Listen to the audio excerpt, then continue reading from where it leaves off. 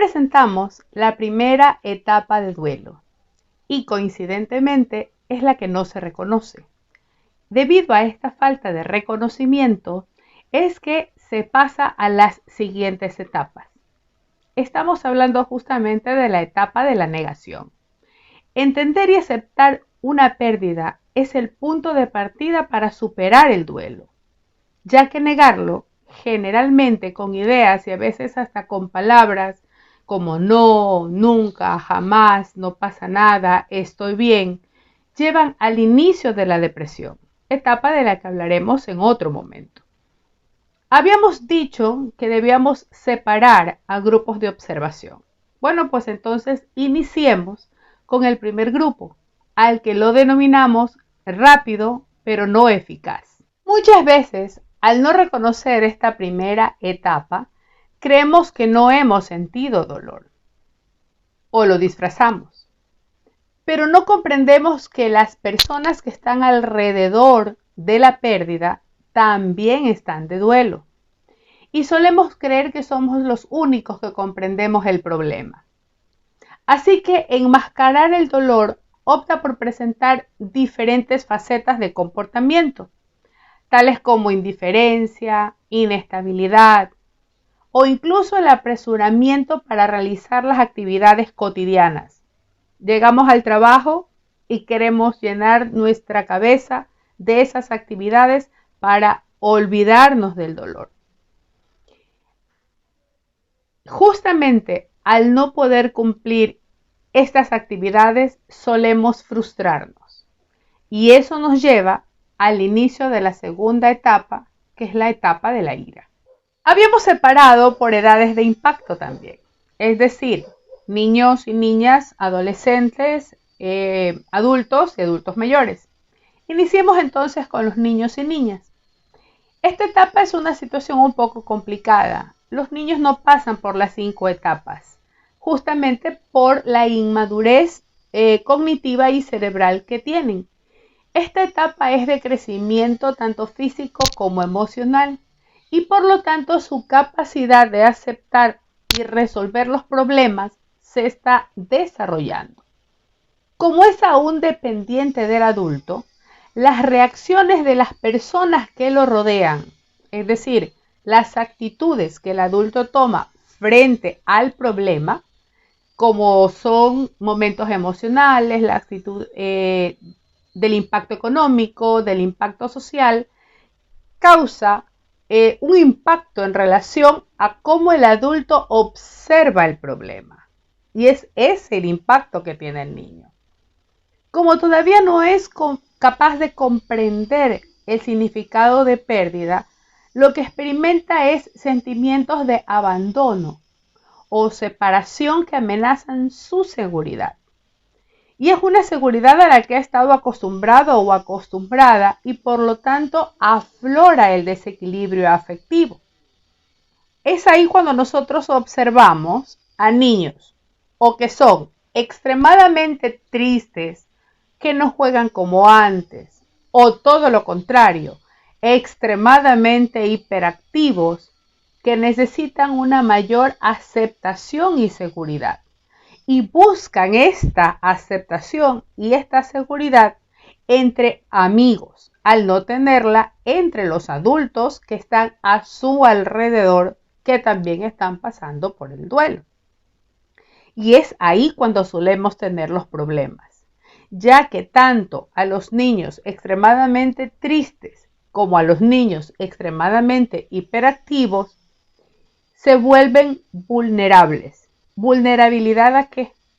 Corren riesgos de violaciones, de raptos e incluso hasta su propia muerte. Cuando hablamos de adolescentes, ciertos autores como Emilio Gamo y Pilar Pasos en la revista de la Asociación Española de Neuropsiquiatría sugieren que debido a la crisis de madurez que atraviesan los adolescentes por naturaleza, es necesario prestarles un poco más de atención con relación al abordaje psicoterapéutico, porque es un periodo de definición de su personalidad. Para ellos es normal el alejamiento de los adultos, la necesidad de independencia.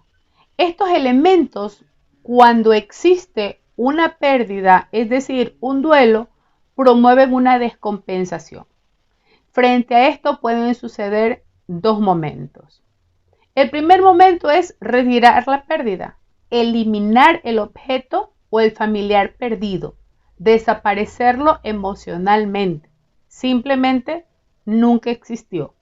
Si es una persona, no se vuelve a hablar de ella. Si es un objeto o si es una situación económica, incluso pueden llegar al momento de la ira cuando los padres no complacen sus deseos. El segundo momento es lo opuesto. Reafirman en el interior y necesitan con mayor fuerza lo perdido. Es decir, si perdieron a un ser querido, creen que lo necesitan mucho más y en todos los momentos que aborda su vida. Si es un novio o una novia o es un amigo, pues lo necesitan más porque era su confidente. Si es un problema económico o social por el que está pasando la familia, se entristecen tanto que necesitan mantener un equilibrio social y necesitan mantener un estatus que antes no lo necesitaban. Aquí juegan un papel sumamente importante las personas que están a su alrededor. Si la pérdida es de los padres, los sustitutos deben tener paciencia en relación a los cambios bruscos de actitud que presenta el adolescente. Si son objetos los que se pierden, son los padres o los cuidadores los que deben abordar los ideales y la negación con tranquilidad para que no se produzca la exaltación intensa de emociones, especialmente de la ira. Asumir la pérdida en la edad adulta lleva un sinnúmero de actitudes. Dos de ellas que me parecen sumamente importantes son la responsabilidad que se enfrenta ante la pérdida y la presión de la estructura social frente a la pérdida. Ante ellas, el inicio de procesos del duelo normalmente se omite. Tenemos muchas cosas de que ocuparnos, como para pensar cuál es el dolor o qué dolor significó perder.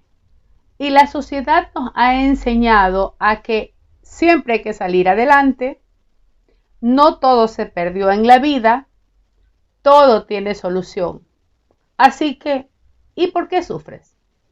Es entonces cuando las otras etapas cobran fuerza y suceden actitudes que suelen denominarlas inmadurez, como explosiones de llanto sin motivo, furia descontrolada y sin razón, pasando a las siguientes etapas en un descontrol total. Sin embargo, debemos comprender que llorar, ahogarse en llanto y dejar de pensar en lo que nos rodea por ciertos momentos logra ubicarnos emocionalmente. Luego del desahogo se puede pensar mejor.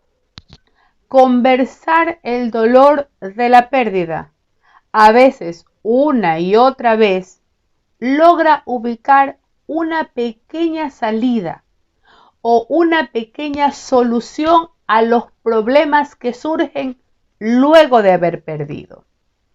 No está mal llorar, ni tampoco está mal conversar recurrentemente el problema. El asunto es encontrar quien te escuche e incondicionalmente soporte tu llanto y aunque movilice sus propios sentimientos, tenga la sensatez suficiente para llevarte a ti a la reflexión. Los adultos mayores, al igual que los niños y niñas, son de extremo cuidado, ya que al estar vinculados a personas o al objeto de la pérdida por algún periodo de tiempo considerable, La sensación de soledad, inestabilidad, inseguridad da un salto brusco a la depresión, ya que por su condición son menos susceptibles a los momentos de cambio.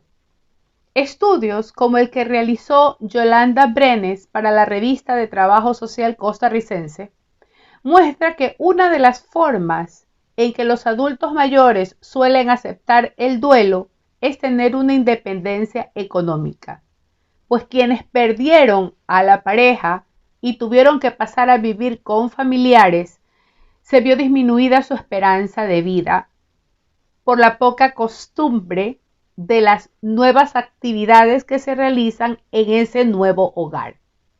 Lo mismo sucede cuando se jubilan. Es necesario tener una alternativa productiva para mejorar la calidad de la vida adulta. Como dijimos, al separar por grupos de géneros, hombres y mujeres frente a la presión social, no asumen el duelo de igual manera.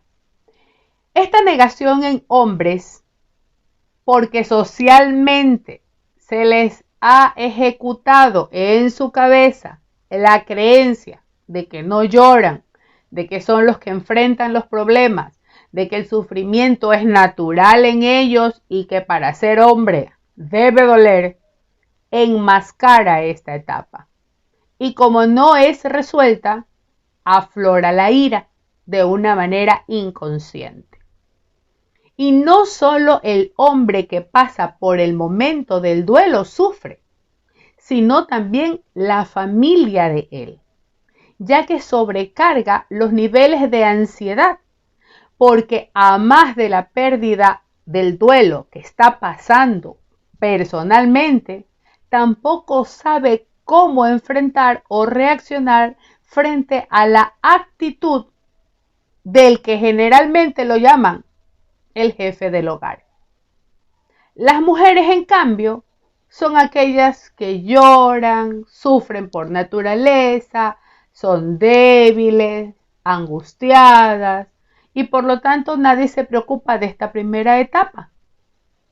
En estos tiempos donde la mujer ocupa varios roles y a pesar de ello sigue siendo cualificada como el género débil, ocupa su tiempo de aceptación en enmascarar su dolor por los roles que desempeña y para que se la reconozca como fuerte y valiente. Estamos conscientes que existen muchas características más en relación a la primera etapa del duelo, pero también es aquella que al ser reconocida y aceptada puede descubrir cuando las demás etapas se presentan y prestar la atención terapéutica temprana para vivir el duelo con dolor propio, pero con la certeza de que existirá esperanza de nuevos momentos de vida y que todo a su tiempo y con su tiempo llevará a un cambio sustancial. En una nueva entrega veremos la segunda etapa, la ira. Recuerda que no todas las etapas suceden en orden, sino que se saltan de una a otra y se presentan según tu personalidad. Pero es necesaria reconocerlas y reconocerte dónde te encuentras y por qué etapas ya pasaste y se las resolviste o no las has resuelto todavía. Si aún tienes alguna duda de una pérdida, no dudes en acudir a un terapeuta que personalice tu etapa y te motive a superarla. Ya sabes, si te gustó este video, no te olvides de darle un like, suscríbete a mi canal. Ha sido un gusto como siempre y un placer hacer este Light Dust que fue generado especialmente para ti.